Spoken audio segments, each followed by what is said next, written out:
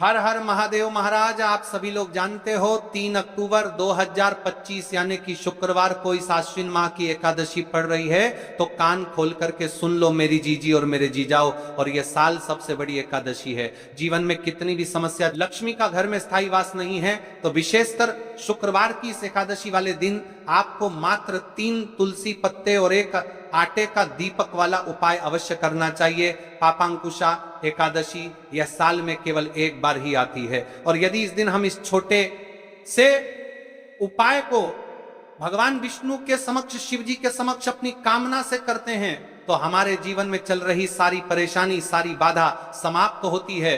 कान खोलकर सुन लो मेरी जीजी और मेरे जीजाओ। सबसे पहले आप इस एकादशी का महत्व जान लो। पापांकुशा एकादशी क्यों, ये तिथि इतनी विशेष मानी जाती है? देखिए महाराज, यदि पापांकुशा एकादशी पर घर की महिला और पुरुष साथ में व्रत रखते हैं, भगवान विष्णु का पूजन विधि करते हैं, तो उनके जीवन में चल रहे सारी समस्या समाप्त होती है। यह व्रत अत्यंत पवित्र माना जाता है। और यह जो 3 अक्टूबर शुक्रवार के दिन पड़ रही है, मात्र 3 तुलसी पत्ते और एक आटे का दीपक, पापांकुशा एकादशी तिथि शुक्रवार के दिन इस उपाय को अवश्य करना चाहिए।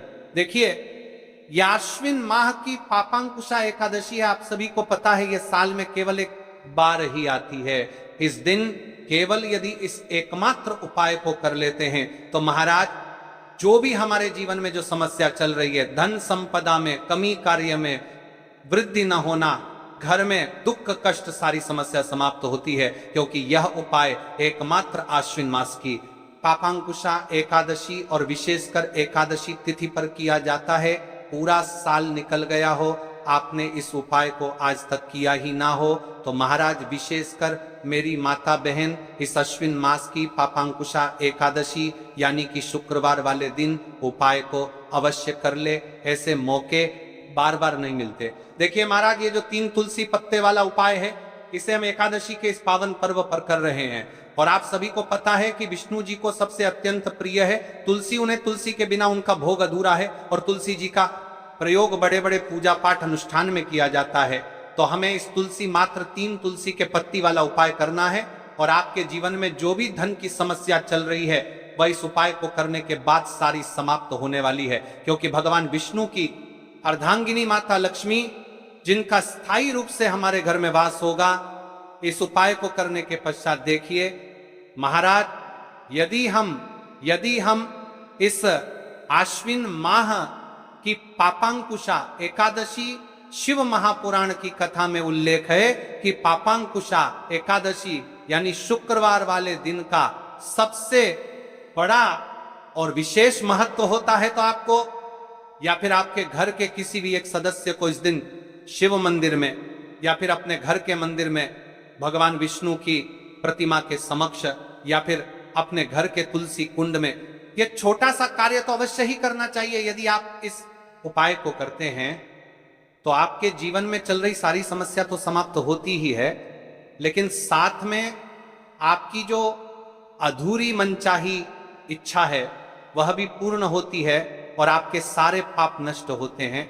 जैसे कि पितृदोष, काल सर्प दोष, वास्तु दोष, उसी प्रकार से हमें मात्र 3 तुलसी पत्ते और एक आटे का दीपक वाला उपाय को करना है।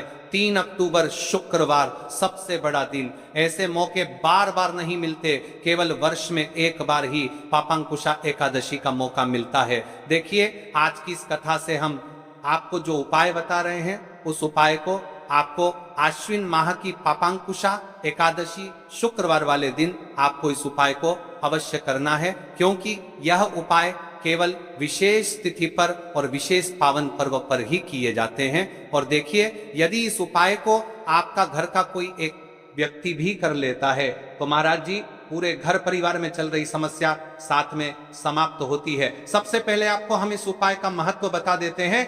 पापांकुशा एकादशी श्याम भगवान विष्णु को समर्पित है, और उन्हें सबसे प्रिय है तुलसी। तो हम तुलसी पत्ती वाला उपाय कर रहे हैं, तो यह घर में माता लक्ष्मी का स्थायी वास करती है, क्योंकि यह तुलसी समर्पण वाला उपाय है।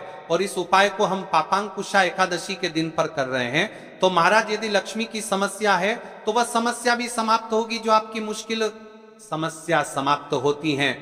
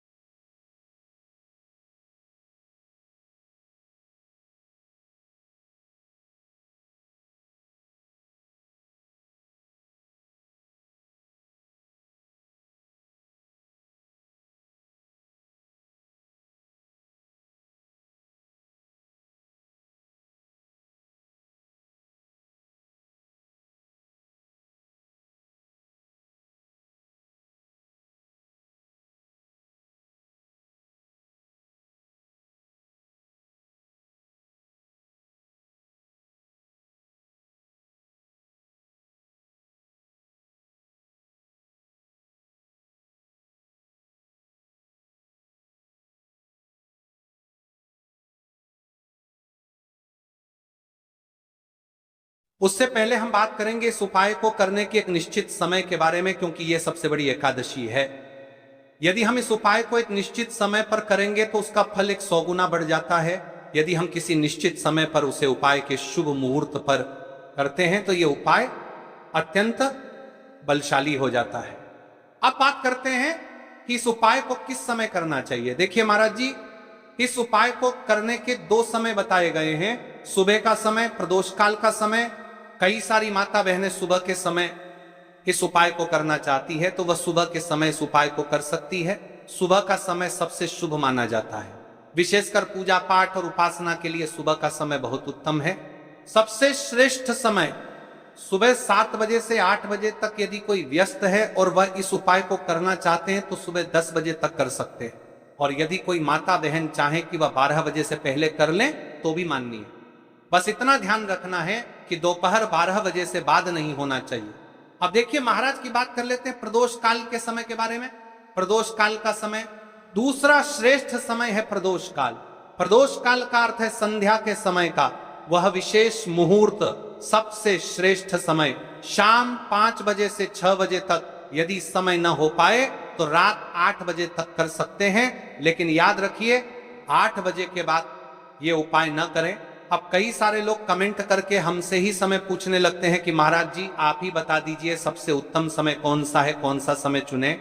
यदि आप प्रदोष काल में करें तो दीपक साथ ले जाएं, यदि आप सुबह करें तो गंगा जल साथ रखें। दोनों समय पर भगवान विष्णु प्रसन्न होते हैं, आप किसी भी समय कीजिए। अब देखिए बात कर लेते हैं इस उपाय की सामग्री के बारे में कि इस उपाय के लिए आपको क्या क्या सामग्री चाहिए। 3 तुलसी पत्तियां ताजी हों तो उत्तम। यदि एकादशी का दिन है तो तुलसी नहीं तोड़नी चाहिए। ऐसे में घर में रखी सूखी तुलसी पत्तियां भी उपयोग में ली जा सकती हैं। यदि आपके घर में तुलसी का पौधा नहीं है तो आप किसी पड़ोसी या परिचित से ले सकते हैं। देखिए भगवान विष्णु को हल्दी अत्यंत प्रिय है, तो अब हमें हल्दी लेना है। 1 चुटकी हल्दी, रसोई घर की हल्दी चलेगी, शुद्ध हल्दी का प्रयोग करें। अब इस उपाय को करने के साथ में हमें एक दीपक भी लेना है महाराज जी, ठीक है। एक दीपक, लंबी बत्ती का दीपक प्रदोष काल में करने पर दीपक अवश्य जलाएं। थोड़ा सा गंगा जल, सुबह के समय करने पर गंगा जल का उपयोग करें। भगवान विष्णु की प्रतिमा या चित्र, भगवान विष्णु, श्री राम या श्री कृष्ण की प्रतिमा रखें। अब हम इस उपाय की पूरी विधि विस्तार से समझते हैं। शुद्धि और प्रारंभिक प्रार्थना, सबसे पहले आप स्नान कर लें या कम से कम हाथ मुंह धो लें, स्वच्छ वस्त्र पहने और पूजा स्थान को साफ करें। भगवान विष्णु की प्रतिमा के सामने आसन बिछाएं। तुलसी से प्रार्थना करके 3 पत्तियां लेना। हे माता तुलसी, मेरे जीवन में अनेक कष्ट हैं, मैं आपसे विनम्रता पूर्वक 3 पत्तियां ले ला रही हूं, कृपया मेरी मनोकामनाएं पूर्ण हो। अब 3 तुलसी पत्तियां तोड़ लें, हल्दी लगाना।